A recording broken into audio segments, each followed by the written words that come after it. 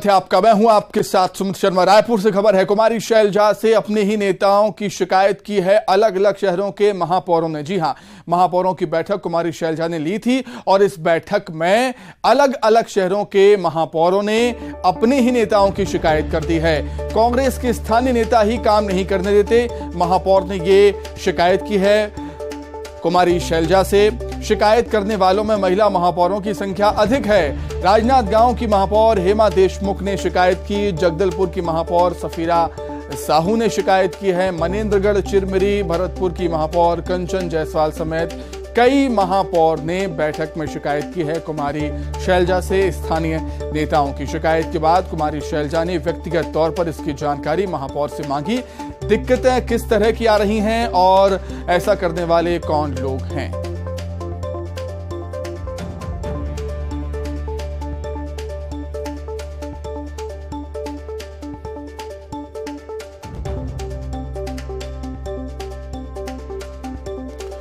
कुमारी शैलजा ने आज महापौरों की बैठक ली थी, प्रभारियों की बैठक भी ली थी।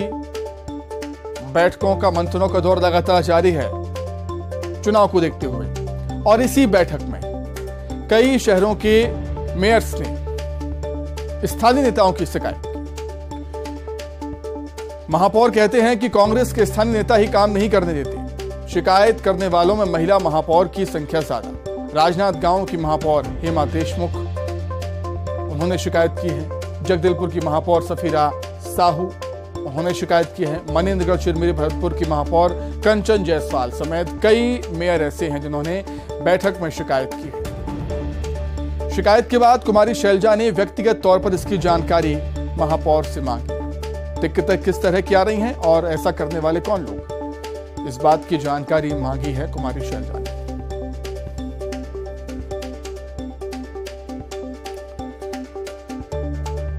कांग्रेस प्रदेश प्रभारी कुमारी शैलजा ने आज महापौर की बैठक ली थी। बैठकों का दौर लगातार आज दिन भर चलता रहा और बैठक के बाद मीडिया से बातचीत में कुमारी शैलजा ने कहा था काम में तेजी लाने के लिए, कहां कोई समस्या है उसको दूर करने के लिए और विकास की गति को रफ्तार देने के लिए ये बैठक हुई थी। और इस बैठक में ये बात निकलकर सामने आई है कि कई शहरों की महापौर ने शिकायत की है स्थानीय नेताओं की। अधिक जानकारी के लिए सीधे हम रायपुर का रुख कर लेते हैं। सहयोगी ममता हमारे साथ जुड़ गई हैं। ममता, बैठक में दिक्कतें कहां आ रही हैं, क्या कुछ शिकायतें हैं, शिकायतों को दूर करना है, विकास को आगे बढ़ाना है, विकास की गति को आगे बढ़ाना है, इस पर मंथन हुआ था और शिकायतें महापौर की तरफ से आई हैं अपने ही नेताओं को लेकर। ये एक बड़ा विषय।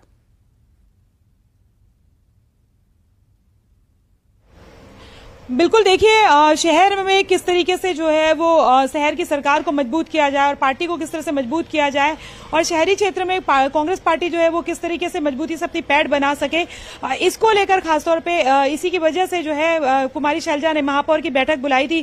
क्योंकि गांव में तो काफी मजबूती बताई जा रही, लेकिन शहरों को लेकर कई बार शिकायतें भी आई थी और इसी पर मंथन जारी था। और इसी मंथन के बीच में ज्यादातर जो महापौर है उन्होंने कमिश्नरों के, नगर निगम के जो कमिश्नर है उनकी शिकायत की और इसके साथ ही सबसे बड़ी बात यह है कि खुलकर जो है वो गुटबाजी सामने आई है। जो उसमें जो कई महापौर हैं उन्होंने शिकायत की कि स्थानीय जो कांग्रेस नेता है वही काम करने के लिए नहीं देते, वही अड़ंगा लगाते हैं और जाहिर तौर पर इसके पीछे का कारण ये कहा जा रहा है कि आने वाले समय में टिकट को लेकर जो है वो अपना पक्ष मजबूत कर सके और सामने वाले को कमजोर कर सके, ऐसी शिकायत उन्होंने की। और कुमारी शैलजा से सीधी सीधी शिकायत की और इसमें जिन लोगों ने शिकायत की उसमें अगर हम बात करें तो राजनांदगांव की महापौर हेमा देशमुख जो है, सूत्रों के मुताबिक जगदलपुर की महापौर सफीरा साहू और मनेंद्रगढ़, चिरमिरी, भरतपुर की महापौर कंचन जायसवाल समेत अन्य महापौर ने भी बैठक में खुलकर कुमारी शैलजा को इस बात की शिकायत की कि जो लोकल लीडर्स हैं वो सपोर्ट नहीं कर रहे हैं कांग्रेस पार्टी के और वो काम में सहयोग नहीं करते, इसलिए उनका काम करना मुश्किल हो रहा है। उनका कहना था कि उनकी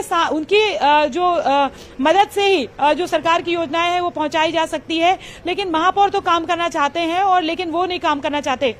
देखिए, इस पूरी बैठक में कुमारी शैलजा ने यह भी कहा कि महंगाई को लेकर डोर टू डोर जाना है, लोगों तक के जाना है। दूसरी बात अगर हम बात करें तो बूथ को मजबूत करना है, और बूथ को मजबूत करने का सबसे बड़ा जरिया जो है वो नगर निगम है। नगर निगम के जरिए ही और पार्षदों के जरिए, महापौर के जरिए बूथों को मजबूत किया जा सकता है, सरकार की योजनाओं को डोर टू डोर पहुंचाया जा सकता है। और इसी को लेकर ये मैराथन बैठक रखी गई थी, और इसमें खुलकर जो है वो कई महापौर ने इस बात को लेकर कहा कि स्थानीय जो कांग्रेस लीडर्स हैं वो सपोर्ट नहीं कर रहे हैं।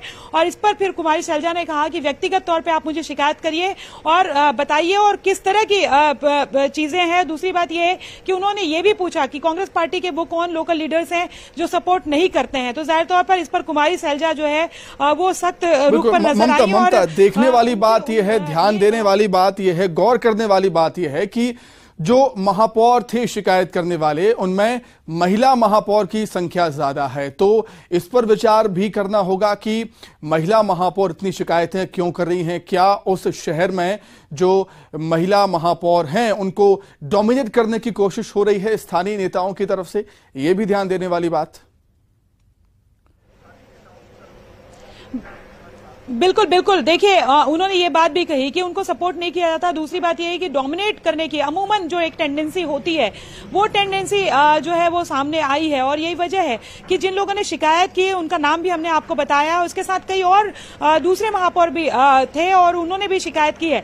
लेकिन जो अगर हेमा देशमुख की बात करें या कंचन जायसवाल की बात करें या जो साहू है उनकी बात करें, तो सफीरा साहू जो है उन्होंने खुलकर अपनी बात रखी। और जाहिर तौर पर ये एक बड़ी बात है कि अगर महापौर, जो महिला महापौर है, उनकी संख्या ज्यादा है और वो कह रहे हैं, तो उसके पीछे कारण यही है कि डोमिनेट करने की कोशिश। और दूसरी बात अगर हम बात करें तो आने वाले चुनाव के लिए अपना किस तरीके से जो उनको जो है वो उनका चेहरा जो है वो फीका किया जा सका, उन्होंने कहा कि इस तरह की पूरी कोशिश होती है और ऐसे में वो कैसे करेंगे। दूसरी बात अगर हम बात करें तो फंडिंग जो होती है उसके रिलीज को लेकर भी उन्होंने शिकायत की कि जल्दी जो है फंड नहीं मिले हैं। निगम के कमिश्नर जो है वो सपोर्ट नहीं करते हैं। हालांकि कुमारी शैलजा ने कई जो नगर निगम जहां से शिकायत की, उन पर कहा गया कि इनको लेकर जल्द जो है वो फंड रिलीज की जाए और उसको लेकर जो जहां पे निगम कमिश्नर नहीं मान रहे हैं, बात नहीं मान रहे हैं, सपोर्ट नहीं कर रहे हैं, तो उनको लेकर सख्ती करने की बात को लेकर भी ये बात बनी है। जी ठीक है ममता, बहुत शुक्रिया और कहीं ना कहीं चिंता का विषय कांग्रेस के लिए। बहुत धन्यवाद आपका जुड़ने के लिए, तमाम बातचीत के लिए बहुत शुक्रिया। आगे बढ़ते हैं, मनेंद्रगढ़ से बड़ी खबर है जहां पार्षदों का आमरण अनशन समाप्त हुआ। अनशन कर रहे कांग्रेस बीजेपी के पार्षदों से मिले विधायक ने पार्षदों को जूस पिलाकर अनशन खत्म करवाया है। 36 घंटों से झुग्गी झोपड़ी पट्टा के लिए अनशन कर रहे थे। अनशन से कई पार्षदों की तबीयत भी बिगड़ गई थी। विधायक विनय जायसवाल ने मांगों का समर्थन किया, अनशन खत्म करने के लिए पार्षदों को समझाइश दी, जूस पिलाकर अनशन खत्म करवाया पार्षदों का। विधायक जी, हमारे नगर पालिका अध्यक्ष जी और हमारे जो एसडीएम साहब आके हमें जो पहले बातें थी कि हम सर्वे कराएंगे और उसके बाद ही होगा, मगर अभी तत्काल में उन्होंने हमें आश्वासन दिया कि जो आपके सर्वे हुए थे वह और आंतरिक, कल से हम फील्ड में जाके सर्वे करके उसको चिन्हांकित करेंगे और पट्टे का कार्य आपको जो रुका हुआ है वो पूरा हो जाएगा। देखिए, साथियों की चिंता है और जायज़ चिंता है। जो मनेंद्रगढ़ शहर की बहुत पुरानी मांग है, लोगों का अपना खुद का ज़मीन है, खुद का अपना आशियाना है, लेकिन कहीं ना कहीं इतने वर्षों में उनको उसका मालिकाना हक नहीं मिला है। लगातार माननीय यशस्वी मुख्यमंत्री भूपेश बघेल जी की, हमारी जो कांग्रेस की सरकार है, उसकी सर्वोच्च प्राथमिकता है कि हमारे ग्रामीण अंचल के हों या शहरी अंचल के हों, लोग जहां उसका निवास कर रहे हैं उसको उसका मालिकाना हक दिया जाए। तो विधायक ने पार्षदों से मुलाकात की, जो पार्षद अनशन पर बैठे हुए थे उनको समझाइश दी और आश्वासन मिला है पार्षदों को, तभी पार्षदों ने अनशन खत्म किया है।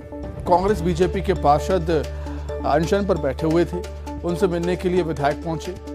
विधायक ने पार्षदों को जूस पिलाकर उनका अनशन खत्म करवाया। 36 घंटे से उनका अनशन लगातार जारी था।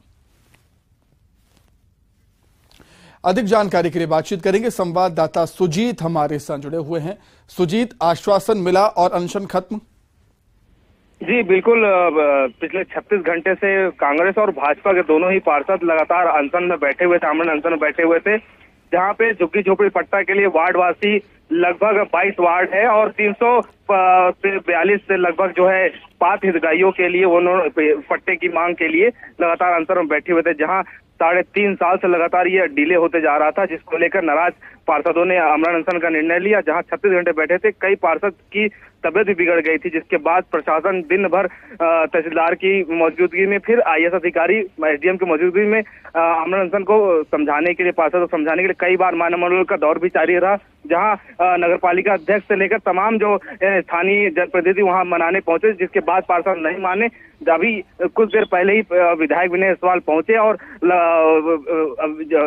IAS अधिकारी पहुंचे और तमाम लोगों के बीच में उन्होंने घोषणा की कि 2.5 महीने के अंदर सभी को पट्टा मिलेगा, और जिसके बाद पार्षद माने और उन्होंने आमरण अनशन समाप्त किया है। जी ठीक है सुजीत, बहुत धन्यवाद तमाम बातचीत के लिए। आगे बढ़ेंगे धमतरी से बड़ी खबर, जहां बालाजी कॉलोनी में मिला है सांप। खेल मैदान में अचानक पहुंचा 6 फीट का सांप। मैदान में खेल रहे बच्चों में दहशत फैल गई, डर गए बच्चे। पुलिस आरक्षक ने बड़ी कोशिश के बाद सांप को पकड़ा। साथियों की मदद से सांप को पकड़ा गया। सांप को जंगल में पकड़कर छोड़ दिया गया। सांप के पकड़े जाने पर लोगों ने राहत की सांस ली।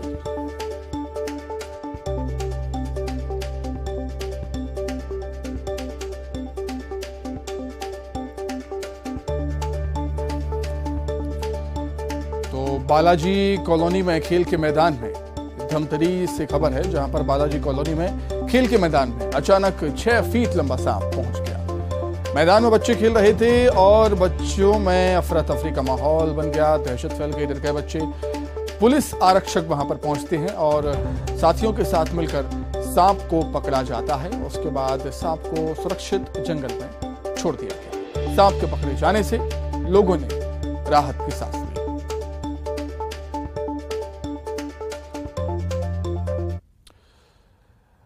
गरियाबंद में न्यूज 18 की खबर का बड़ा असर हुआ। शीतल की खबर दिखाने पर बड़ा असर हुआ है। जनपद CEO अजय पटेल टीम के साथ शीतल के घर पहुंचे। शीतल शारीरिक और मानसिक रूप से कमजोर है। 12 सालों से रस्सी से बंधा हुआ शीतल।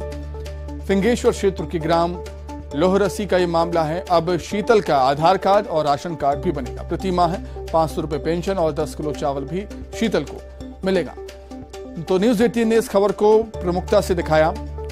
खबर दिखाए जाने के बाद जो CEO हैं, जनपद CEO अजय पटेल टीम के साथ शीतल के घर पहुंचे। अब शीतल का आधार कार्ड और राशन कार्ड सरकार बनवाएगी। हाँ, न्यूज़ 18 के द्वारा हमें संज्ञान में ये आया कि शीतल को उसके घर में बांध के रखा गया है और वो मानसिक रूप से पीड़ित भी है। तो इसमें यही देखें कि उसको हम अपनी तरफ से क्या संभव मदद कर सकते हैं। तो आज जनपद की पूरी टीम उनके पास पहुंची थी और यहाँ उनके जनपद के जो सदस्य हैं दीपक साहू जी, वो भी वहाँ मौके पर मौजूद। हम जनपद की ओर से उनके लिए आधार कार्ड, साथ में उनका पेंशन और साथ ही उनका राशन कार्ड, ये तीनों के लिए हमने पहल किया है। इससे उनको फ़ायदा ये होगा कि उनको 10 किलो चावल मुफ्त में मिलेगा, साथ ही प्रति महीने 500 रुपये पेंशन भी उनको मिलेगा। मानसिक और शारीरिक रूप से कमजोर 20 वर्षीय शीतल तक मदद पहुंचा है, जो 12 सालों से रस्सी से बंधा हुआ था। जनपद पंचायत के CEO अजय पटेल टीम के साथ वहां पहुंचे और शीतल की हाल चाल जाना। जबकि शीतल के पास ना आधार कार्ड था, ना राशन कार्ड, ना ही उसे पेंशन मिल रहा था। इसकी खबर बड़ी प्रमुखता के साथ न्यूज़ 18 में दिखाया गया और न्यूज़ 18 खबर का एक बड़ा असर हुआ है। और अजय पटेल ने कहा है कि अब शीतल का राशन कार्ड बनाया जाएगा, जिसके माध्यम से उसे 10 किलो चावल मिलेगा। साथ ही दिव्यांग है, इस दिव्यांग प्रमाण पत्र की वजह से उसे अब 500 रुपया प्रति माह दिया जाएगा। साथ ही आधार कार्ड भी बनेगा और जो 12 सालों से रस्सी में बंधा शीतल को अब एक नई पहचान मिलेगी। आधार कार्ड से उसे अब लोग जानेंगे जिसके पास आधार कार्ड नहीं था। और न्यूज़ 18 में खबर दिखाए जाने के बाद प्रशासन हरकत में है। साथ ही अब जनप्रतिनिधि भी शीतल के घर पहुंच रहे हैं और उन्हें आर्थिक रूप से सहयोग कर रहे हैं, मदद कर रहे हैं। न्यूज़ 18 के लिए गरियाबंद से शेख इमरान। छत्तीसगढ़ में 10वीं की परीक्षा में दुर्ग की सानिया मरकाम ने टॉप 10 में 7वां स्थान प्राप्त कर जिले का नाम रोशन किया है। टॉपर बनने के बाद दुर्ग एसपी डॉक्टर अभिषेक पल्लव उससे मिलने के लिए पहुंचे, मिले, शुभकामनाएं दी। तो सानिया ने जेल में सजा काट रहे अपने पिता से मिलने की इच्छा जाहिर की। आज एसपी डॉक्टर अभिषेक पल्लव ने उसकी इच्छा पूरी की है और सानिया को जेल में बंद पिता से मुलाकात करवाई। पिता से मिलकर सानिया भावुक हो गई और पिता की आंखें भी नम हो गई। मुझे बहुत खुशी हुई कि मैंने अपने छत्तीसगढ़ में 7वां रैंक प्राप्त किया है और अपने ज़िले में टॉप की है। तो मेरे पापा ने मुझे कबड्डी करके मतलब पढ़ाया था, तो सबसे पहले उन्हीं का याद आया कि जिनकी मेहनत से मैंने अपनी पढ़ाई की वही मेरे सामने नहीं है, तो ये भी खुशी क्या काम की। तो मैंने एसपी साहब से अपील की कि मेरे पिताजी से मिला दीजिए। मैंने 3 साल से अपने पिताजी से मुलाकात नहीं की है, तो उन्होंने मुझे अपने पिताजी से मिलाया। तो मैं उनका धन्यवाद करना चाहूँगी कि उसने कि एसपी जी ने मेरी अपील सुनी। पापा के आँख में खुशी की आंसू थी कि मेरी बेटी मतलब टॉप की है, मेरा नाम रोशन की है, और वो बहुत खुश हो गए थे कि कुछ बोल भी नहीं पा रहे थे। वृद्ध है, बालिका ने ये बात रखी कि वो अपने पिताजी से जेल जाने के बाद 3 साल से नहीं मिल पाई है। मिलने की उसने इच्छा जाहिर करी। तुरंत जेलर महोदय से बातचीत की गई और आज अगले दिन ही आज का डेट लेकर वहाँ परिवार सहित उनको मिलाया गया। पिताजी और बालिका दोनों काफ़ी भावुक हो गए। कहीं ना कहीं खुशी के आंसू थे, पिता के पश्चाताप के भी आंसू थे कि जो उसने किया। आगे बढ़ते हैं। सीजीपीएससी ने रिजल्ट जारी कर दिया है। सीजीपीएससी प्रारंभिक प्रवेश परीक्षा 2022 का रिजल्ट जारी हुआ। 3095 उम्मीदवार मुख्य परीक्षा के लिए चयनित हुए हैं। 15 से 18 जून को होगी राज्य सेवा की मुख्य परीक्षा। सीजीपीएससी की वेबसाइट psc.cg.gov.in पर रिजल्ट जारी हुआ है।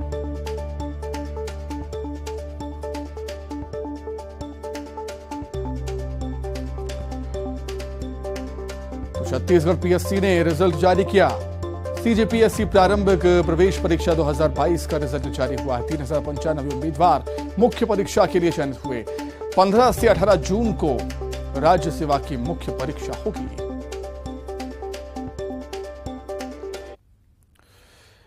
जबलपुर में 1 जून से होने वाली पंडित प्रदीप मिश्रा की शिव महापुराण कथा का कार्यक्रम निरस्त कर दिया गया। जिला प्रशासन ने आयोजकों द्वारा देर से आवेदन देने और सुरक्षा व्यवस्था न कर पाने का हवाला देते हुए कार्यक्रम की अनुमति नहीं दी है। वहीं राज्यसभा सांसद सुमित्रा वाल्मीकि ने कहा है कि पंडित प्रदीप मिश्रा की कथा में भारी भीड़ जुटती है और हादसे होते हैं, इसीलिए इस आयोजन को निरस्त करना पड़ा। कुछ नहीं बोल पाऊंगे क्योंकि ये पंडित प्रदीप मिश्रा जी का मामला और प्रशासन का है। अब वो और आयोजकों ने क्या वहाँ पर शर्तें रखी हैं, क्या शर्तें पूरी होनी चाहिए, क्योंकि सरकार और संगठन और प्रशासन तीनों नहीं चाहते हैं कि।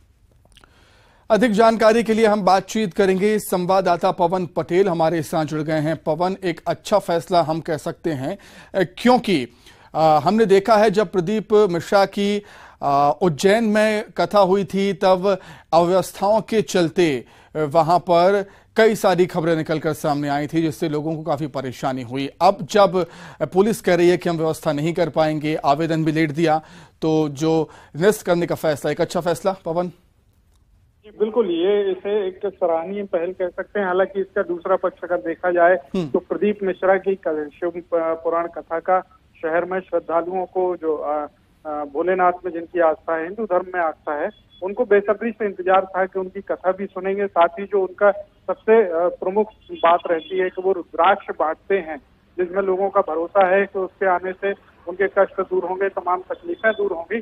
उससे जरूर लोगों को निराशा होगी, लेकिन सुरक्षा और तमाम इंतजामात की अगर बात करें या पुरानी घटनाओं को याद करें तो उसमें लोगों की जो जान जाती है, छोटे बच्चे, बुजुर्ग, महिलाएं, बुजुर्गों को जो तकलीफ होती है वो कहीं ना कहीं उस लिहाज से यह एक उचित। बिल्कुल पवन, बहुत शुक्रिया आपका जुड़ने के लिए।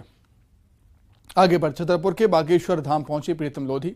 प्रीतम लोधी ने धीरेन्द्र शास्त्री का आशीर्वाद लिया। बागेश्वर धाम अचानक पहुंचे प्रीतम लोधी ने धीरेन्द्र कृष्ण शास्त्री से मुलाकात भी की और लोधी ने धीरेन्द्र शास्त्री को लेकर विवादित बयान उन्होंने दिए थे।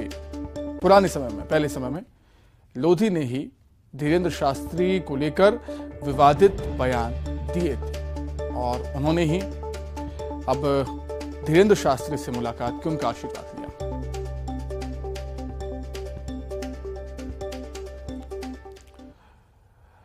अब बात सागर की, जहां सामूहिक विवाह समारोह का आयोजन किया गया जिसमें 686 जोड़ों की शादी हुई और इस कार्यक्रम में मंत्री भूपेंद्र सिंह भी शामिल हुए। उन्होंने अनुसूचित जाति की लड़की का कन्यादान भी किया। इस मौके पर मंत्री भूपेंद्र सिंह ने कहा कि मुख्यमंत्री कन्यादान योजना सीएम शिवराज की अद्भुत योजना है जिसका फायदा लाखों गरीब बच्चियों को मिल रहा है।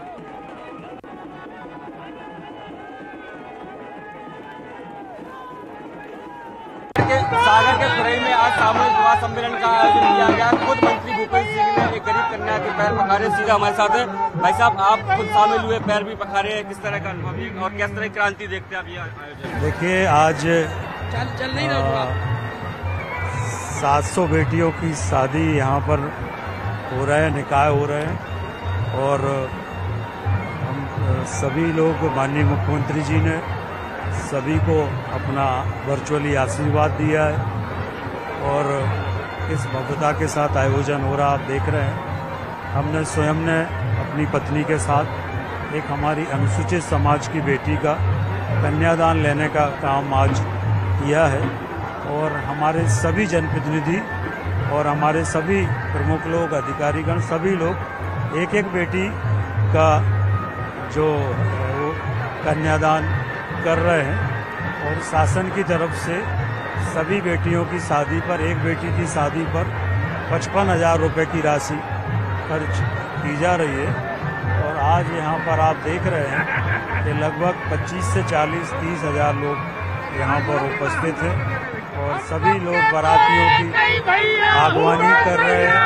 बाजे हैं, ऑर्केस्ट्रा है, बफे में भोजन है, सभी व्यवस्थाएं जो है वो ऐसे बड़े लोगों के विवाह में भी जो व्यवस्थाएं नहीं हो सकती, वो सभी व्यवस्थाएं यहाँ पर उच्च स्तर की गई।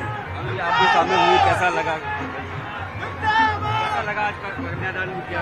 आज ऐसा लग रहा है कि मेरी बेटी की मैंने शादी की है, बहुत अच्छा लगा। देखिए, ये मंत्री भूपेंद्र सिंह जी हैं, वो सपत्नी उन्होंने कार्यक्रम में शामिल हुए हैं और एक जो बच्ची है उसका खुद भी कन्यादान किया है और कहा है कि सामाजिक क्रांति वाली योजना है। दीपक कुमार के साथ सैली सिंह, न्यूज 18 हो रही। गोवा में आयोजित हुए mister missus India international 2023 beauty pageant contest में छत्तीसगढ़ के कोरबा की माही सावरिया ने जिले के साथ साथ प्रदेश का नाम रोशन किया। माही ने अपना जलवा बिखेरते हुए कई राउंड को पार करते हुए मिस इंडिया इंटरनेशनल का खिताब अपने नाम किया। माही सावरिया से बातचीत की हमारी संवाददाता अब्दुल असलम ने। ब्यूटी कॉन्टेस्ट में कोरबा की माही सवारिया ने नाम रोशन किया है। इस वक्त हम उनके साथ मौजूद हैं, उनके घर पर। हम सीधे बात करेंगे कि किस तरीके का ये प्रतियोगिता रहा है और किस तरीके का ये कॉन्टेस्ट था और कितने प्रतियोगी इसमें भाग लिए और उसके बाद फिर आपने कैसे इस खिताब को जीता। आप बताएंगे माही कि किस तरीके का ये प्रतियोगिता था और किस तरीके से आपने इसको पार्टिसिपेट किया? ये ऐसे फाउंडेशन सीखा साहू मैम ने करवाया था और ये शो बहुत अच्छा था। बहुत लोग आए थे और बहुत ज़्यादा एंजॉयमेंट किए थे। बहुत ज़्यादा इसमें रेट्रो राउंड हुआ था जिसमें मैंने दिव्या भारती का रोल लिया था और सेकंड हुआ था अपना वेस्टर्न राउंड जिसमें बहुत अच्छा शो गया और बहुत अच्छा था। क्या पुरस्कार आपको जो मिला है वो पुरस्कार क्या मिला है? मेरे को मिस इंडिया इंटरनेशनल का खिताब मिला है। कितने प्रतियोगी थे इसमें भाग लिए? इसमें बहुत सारे थे सर। कहाँ से आए थे? अंबिकापुर, कांकेर और बाहर से बहुत जगह से आए हुए थे। ब्यूटी के क्षेत्र में आप किस तरीके से आपने अपना मतलब एंट्री आपने किया है और इसके पीछे किसको अपनी प्रेरणा मानती है? सर, ये मेरी प्रेरणा मैंने खुद से देखा और मुझे लगा कि मैं इस काबिल हूँ। मेरे को लगा मैं इसके काबिल हूँ। मैं छोटे से लेके मुझे फैशन का बहुत शौक था, लेकिन आजकल क्या करते हैं यार, लड़की क्या पहन रही है, अच्छा नहीं है, वैसा नहीं है, ये है करके। तो जो मेरी जैसे जो लड़कियां हैं जो मेरे जैसे बड़े बड़े सपने देखती हैं, उनको मैं ये प्रेरणा देना चाहूँगी कि आप अपने लिए लड़ो, आपको जो शौक है आप वो करो। अक्सर मैं आज इतने से इतनी बड़ी हो गई, स्ट्रगल की, जॉब की, बहुत सारा सर काम की, मैं तब जाके। आइए अब देखेंगे 25 सेकंड में खबरें। ईडी की कार्रवाई पर भूपेश बघेल का बड़ा बयान, घोटाले में की जा रही मेरा नाम जोड़ने की कोशिश। शहरी क्षेत्रों में चुनाव की तैयारियों में जुटी कांग्रेस। प्रदेश भर के मेयरों के साथ कांग्रेस प्रभारी शैलजा का मंथन।